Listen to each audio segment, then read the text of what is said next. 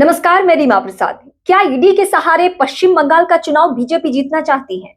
ममता बनर्जी तो इस मुद्दे को इसी तरीके से स्टैब्लिश करना चाहती है, क्योंकि टाइमिंग को लेकर सवाल उठ रहे हैं। अगर कोयला घोटाले से जुड़ा हुआ मामला था भी और आईपैक के दफ्तर पे या प्रतीक जैन के घर पर छापेमारी करनी भी थी, तो शायद ये कुछ महीने पहले भी हो सकता था। और ये मामला आज का है नहीं, कोयला घोटाला का मामला। ये गोवा चुनाव से कनेक्शन इसका जुड़ा हुआ है। उस दौरान आईपैक को लेकर बहुत सारे सवाल उठे थे और तब से ईडी आर्थिक एंगल से इस जांच को आगे बढ़ा रही है।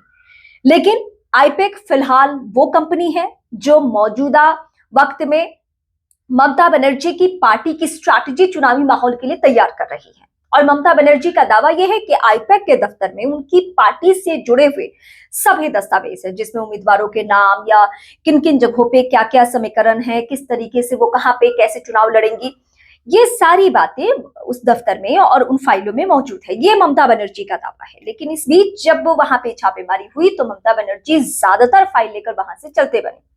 वैसे इसका एक दूसरा पहलू है कि क्या ये संभव है कि ईडी की कार्रवाई के दौरान, चाहे वो बीजेपी के इशारे पर करे या जैसे करे, कि या आम नागरिक अगर उसके घर या दफ्तर पे छापेमारी हो रही है तो इस तरीके से फाइलों को लेके भाग सकता है? किसी भी सूरत में नहीं। लेकिन हाँ, क्योंकि वो प्रदेश की सीएम है तो जाहिर सी बात है कि उनके ऊपर कोई एक्शन लेने के लिए सबसे पहले तो हाईकोर्ट का रुख करना होगा। और हाईकोर्ट ने कह दिया ईडी को सुनवाई अभी नहीं होगी, 14 तारीख को होगी। तो फिलहाल तो कुछ नहीं होने जा रहा है। लेकिन इस बीच ममता बनर्जी इस पूरे मैटर को भुनाने की कोशिश कर रही है, एकदम शक्ति प्रदर्शन वाला। वो कहते हैं ना, चंडी का रूप धारण कर लेना, काली बन जाना। काली की धरती है भी वो। और इससे पहले के चुनाव में, मतलब 2021 विधानसभा चुनाव में, वो चुनावी मंच से चंडी पाठ करती थी। तो फिलहाल बंगाल की सड़कों पर है, अपने सड़क यात्रा के लिए वो जानी जाती हैं और वो आप करते हुए देखेंगे भी फिलहाल ममता बनर्जी को। लेकिन मैं शुरुआती वक्त में आप सभी दर्शकों के सामने कोई और सवाल पूछ रही थी कि क्या ममता बनर्जी को हराने के लिए ईडी का या केंद्रीय जांच एजेंसियों का इस्तेमाल हो रहा है बंगाल में, और बीजेपी यही कदम उठाने जा रही है? क्योंकि ये सिर्फ बंगाल का मसला नहीं है। जहां जहां पे चुनाव हो और जहां जहां सत्तासीन पार्टियां विपक्षी खेमा की हो, वहां वहां ईडी और सीबीआई की टीमें जरूर पहुंचती है। चाहे बिहार में लालू प्रसाद यादव के ऊपर कार्रवाई की बात हो, या फिर यहाँ पे हो, या जहां जहां विपक्षी पार्टियों की सरकार है, वहां पे भूपेश बघेल जब सत्ता में थे तो वहां भी केंद्रीय जांच एजेंसियां पहुंच रही थी। तो इसलिए ये सारे सवाल उठते रहे। ये सिर्फ विपक्षी खेमा ही नहीं सवाल उठाता है, बल्कि आप दर्शकों में से भी कई लोग ये सवाल उठाते हैं कि ईडी या फिर सीबीआई का दुरुपयोग क्यों होता है। कई दफा तो सीबीआई को तोता भी कहा जाते रहा है, वो आपने देखा होगा। और मेरा भी टेक इस मामले को लेकर ये है आप सभी दर्शकों के सामने, क्योंकि मैं बंगाल का चुनाव, ममता बनर्जी की राजनीति सालों साल से देख रही हूँ। मेरे लिए बिहार के बाद दूसरा शहर कोलकाता आता है, तो वहां से एक अलग लगाव है, अलग कनेक्शन है मेरा, क्योंकि मेरी दूसरी नौकरी कोलकाता में हुआ करती थी। तो मैं उसी दौरान, मतलब 2011 में ही कोलकाता गई थी। तो मैं लोगों के बीच में ममता बनर्जी को लेकर वो जो क्रेज कहते हैं ना, वो क्रेज देखा है मैंने। अब वहां पे अगर आप कुछ भी ऐसा करें तो आप बंगाली सेंटिमेंट को छेड़ेंगे, ये मैं कह सकती हूँ। और इसीलिए जब ममता बनर्जी सड़कों पर है तो ये मत सोचिए कि सिर्फ वो आपको टीएमसी के कार्यकर्ता नजर आ रहे हैं, उसमें आम लोग भी होंगे, उसमें ममता बनर्जी के समर्थक भी होंगे। हाँ, ये भी सच है कि ममता बनर्जी को नापसंद करने वाले लोगों की भी संख्या बहुत ज्यादा है, क्योंकि बंगाल वो प्रदेश है जहां खूब हिंसा की खबरें आती है। बंगाल चुनाव के बाद ही जो जो कदम उठाए गए वो सब आपको याद होगा कि क्या माहौल था। लेकिन इन सब चीजों के बावजूद सच्चाई ये है कि वहां पे बीजेपी को लेकर अभी भी माहौल वैसा नहीं है जैसा कि अन्य प्रदेशों में होता रहा है।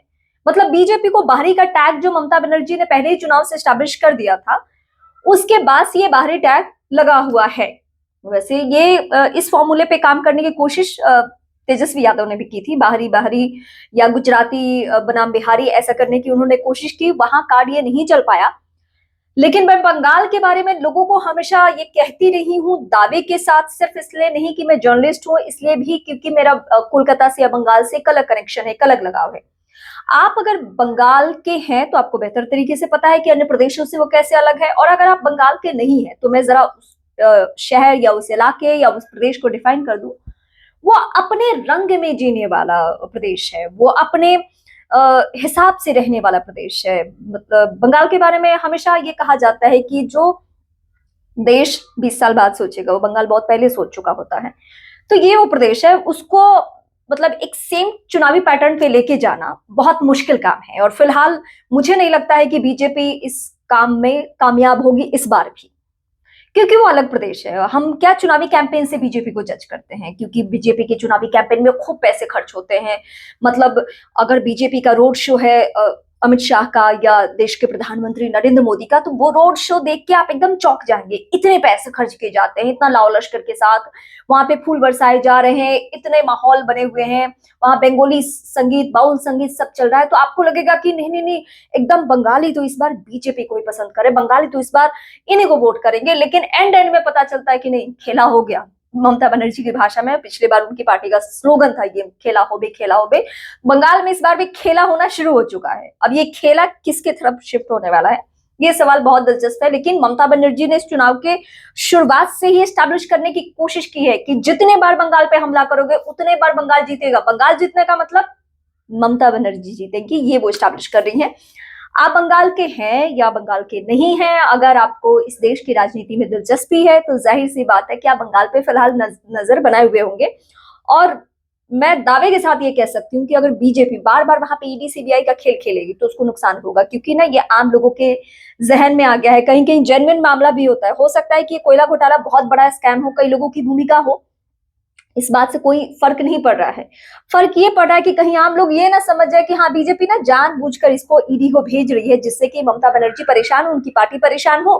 प्रतीक जैन जो कि आईपैक संभाल रहे हैं, और एक वक्त इस आईपैक से प्रशांत किशोर का भी कनेक्शन था। आपको 2021 का चुनाव में याद दिला दूं, प्रशांत किशोर ही ममता बनर्जी का सब कुछ संभाल रहे थे, चुनावी कैंपेन एंड ऑल। उसके बाद राज्यसभा जाने का भी प्रशांत किशोर को ऑफर दिया था ममता बनर्जी ने, लेकिन उनको दिख रहा था बिहार का चुनाव, और इसीलिए 2022 से वो जब बिहार में सक्रिय हुए तो उन्होंने आईपैक से रिश्ता कानूनी तौर पे तोड़ लिया है। मतलब दूर दूर तक उनका कोई कनेक्शन नहीं। अगर आपको लगता है, कोई कंफ्यूजन है कि इस केस में प्रशांत किशोर का नाम आ सकता है, तो किसी भी सूरत में नहीं, क्योंकि वो लीगल तरीके से अब आईपैक से दूर है। मतलब उनका कोई कनेक्शन नहीं है। प्रतीक जैन फिलहाल संभाल रहे हैं, उनके अलावा 2 निदेशक और हैं। लेकिन मेरा फोकस यही है कि बीजेपी पर फिलहाल आरोप ये लग रहा है कि ईडी के सहारे बीजेपी बंगाल जीतना चाहती है, और इसीलिए इतनी पैंतरेबाजी चल रही है। ये ममता बनर्जी बंगाल की सड़कों पर उतरकर स्टैब्लिश कर रही है। उनको कल ही के कल समझ में आ गया था कि अगर ईडी का एक्शन यहां पे जारी है तो मुझे बंगाल की सड़कों पर उतरना है। आप ममता बनर्जी की पूरी जर्नी याद कीजिए। सबसे ज्यादा अगर वो ताकतवर बनकर उभरती हैं तो वो सीएम हाउस में बैठकर नहीं, या कालीबाड़ी अपने घर जहां से वो दफ्तर भी चलाती है वहां बैठकर नहीं, वो सबसे ज्यादा पावरफुल दिखती हैं जब बंगाल की सड़कों पर सफेद साड़ी, हवाई चप्पल, बालों का जूड़ा बनाए हुए एक एकदम साधारण से दिखने वाली महिला, लेकिन अपने लहजे से बहुत अग्रेसिव, और वो फिर बंगाल को इसी तरीके से जीतती रही हैं। आप बंगाल को लेकर क्या सोचते हैं, बीजेपी के ये ईडी वाले एक्शन को लेकर क्या सोचते हैं, ईडी की कार्रवाई को लेकर आप क्या सोचते हैं, आप मुझे कमेंट करके बेहिचक बताएं। क्योंकि बंगाल पे हम ज्यादा फोकस इसलिए करेंगे क्योंकि बंगाल में है चुनाव, और वहां से चुनाव लड़ने वाली है ममता बनर्जी। और मैं आपको पहले ही बता चुकी हूँ, जितना बिहार की खबरों को देखने में मजा आता है ना आपको चुनावों के दौरान, उतना ही आपको बंगाल में क्लेवर मिलने वाला है। आपको अलग अलग चीजें वहां की पता चलने वाली है। और मैं आपको ये भी बता दूं कि आने वाले वक्त में शायद मैं बंगाल जाकर आपके लिए रिपोर्ट तैयार करूं।